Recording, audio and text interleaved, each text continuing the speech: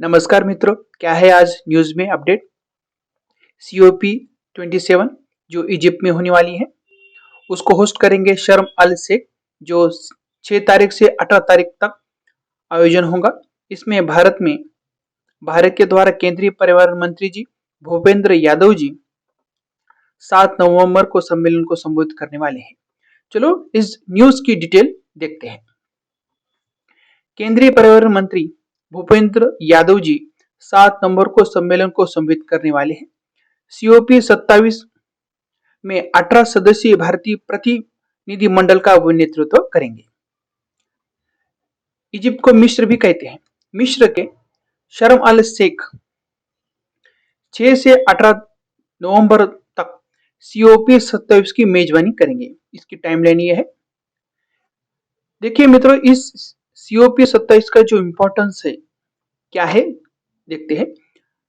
गरीब देशों को जलवायु संकट से निपटने के लिए जो मदद करनी थी वो थी $100 अरब की प्रतिज्ञा को पूरा करने में धनी देशों की विफलता और ग्लोबल वार्मिंग को 1.5 डिग्री सेल्सियस के नीचे रखने के लिए धन जुटाने के लिए संयुक्त राष्ट्र जलवायु परिवर्तन सम्मेलन COP क्या है? संयुक्त राष्ट्र जलवायु परिवर्तन सम्मेलन। ये 27वां हो रहा है इजिप्ट में। प्रमुख मुद्दे होने की उम्मीद है। मिस्र में, या इसको इजिप्ट भी कहते हैं हम, इजिप्ट के शर्म अल शेख 6 तारीख से 18 नवंबर तक इस मीटिंग का सम्मेलन का आयोजन करेंगे। केंद्रीय पर्यावरण मंत्री जी भूपेंद्र यादव 7 नवंबर को सम्मेलन को संबोधित करने वाले हैं। COP27 में 18 सदस्यीय भारतीय प्रतिनिधिमंडल का नेतृत्व करेंगे। हालांकि अभी तक इस बात की कोई पुष्टि नहीं हुई है कि प्रधानमंत्री नरेंद्र मोदी जी इसमें शामिल होंगे कि नहीं होंगे। अधिकारियों ने कहा है कि भारत का ध्यान वित्त की बहुपक्षीय रूप से सहमत परिभाषा 2025 से आगे वित्त पर एक नया सामूहिक लक्ष्य 2020 तक जलवायु वित्त के लिए सालाना $100 अरब प्रदान करने की प्रतिबद्धता का आकलन और वित्तीय प्रवाह की पारदर्शिता से संबंधित मामलों पर होगा।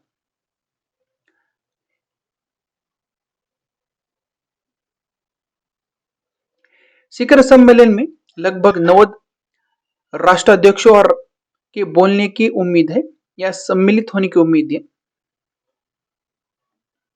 उसके बाद क्लाइमेट एक्शन नेटवर्क CAN की प्रेस वार्ता के वक्ताओं ने सोमवार को पाकिस्तान और नाइजीरिया में बाढ़, अफ्रीका के हॉर्न में लंबे समय तक सूखे और अमेरिका में चरम मौसम की घटनाओं का हवाला दिया और कहा कि नुकसान और क्षति की भरपाई के लिए एक वित्त सुविधा महत्वपूर्ण होगी, जो COP27 का मुख्य एजेंडा होगा।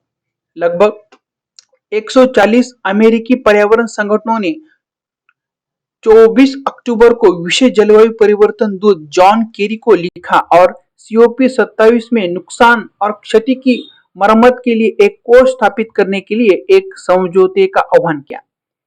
संयुक्त राष्ट्र राज्य अमेरिका जैसे अमीर देशों की जिम्मेदारी और दायित्व स्पष्ट है, क्योंकि उन्होंने आज तक अधिकांश गर्मी ट्रैपिंग उत्सर्जन का कारण बना है, जो इन जलवायु चरम सीमाओं को चला रहा है।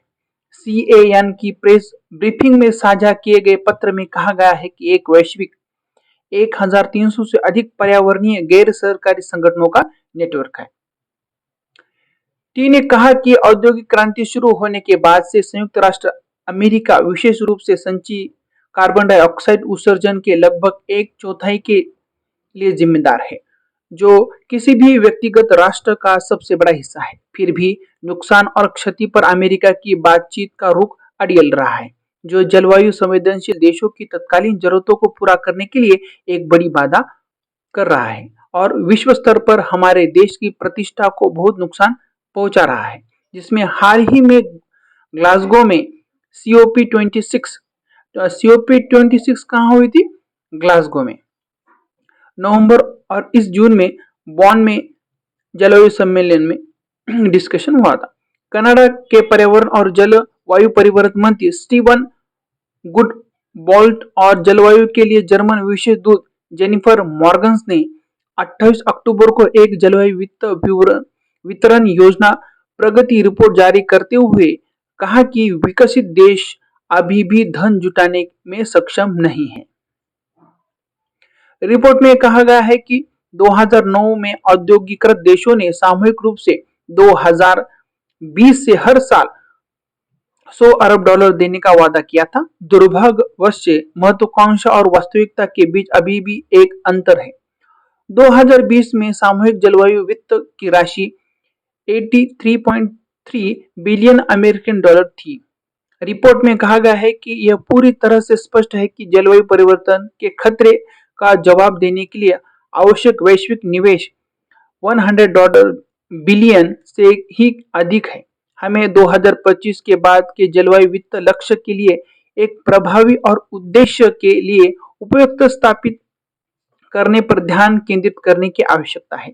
हमें कम ग्रीन हाउस गैस उत्सर्जन और जलवायु लचीला विकास के अनुरूप वित्त प्रभाव बनाने के व्यापक सामूहिक लक्ष्य पर भी ध्यान केंद्रित करने की आवश्यकता है। COP 26 से पहले पिछले साल जारी एक जर्मन और कनाडाई जलवायु वित्त वितरण योजना में कहा गया है कि विकसित देश केवल 2023 में 3 साल के देरी से सालाना $100 अरब जुटाने में सक्षम होंगे। कैन यूरोप के नीति समन्वयक रेचल सिमंग्स ने जलवायु परिवर्तन पर संयुक्त राष्ट्र फ्रेमवर्क कन्वेंशन सहित प्रगति रिपोर्ट का हवाला दिया और कहा कि उन्होंने $100 बिलियन की डिलीवरी पर धीमी प्रगति दिखाई। 2025 के बाद के जलवायु वित्त लक्ष्य पर निर्णय लेने के साथ साथ वित्त पर फिर से एजेंडे में होगा। World wide fund for nature international के जलवायु और ऊर्जा नीति प्रमुख फर्नांडा कार्वालो ने कहा है कि 1.5 डिग्री सेल्सियस लक्ष्य हासिल करने का कोई विश्वसनीय रास्ता नहीं है जो इस बार दांव पर लगा रहा है। ध्यान एक शमन कार्यक्रम पर होगा जो संभवतः 1.5 डिग्री सेल्सियस लक्ष्य को जीवित रखने में मदद करेगा।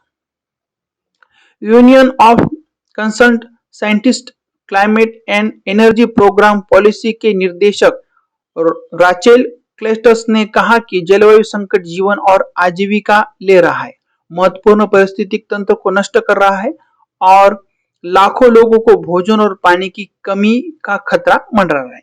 पाकिस्तान, नाइजीरिया में घातक विनाशकारक बाढ़, अफ्रीका के हॉर्न में लंबे समय तक सूखा। इस वर्ष अमेरिका में 15 से अधिक चरम जलवायु घटनाएं हुई है, जिनमें से प्रत्येक वर्ष 1 बिलियन का नुकसान हुआ है।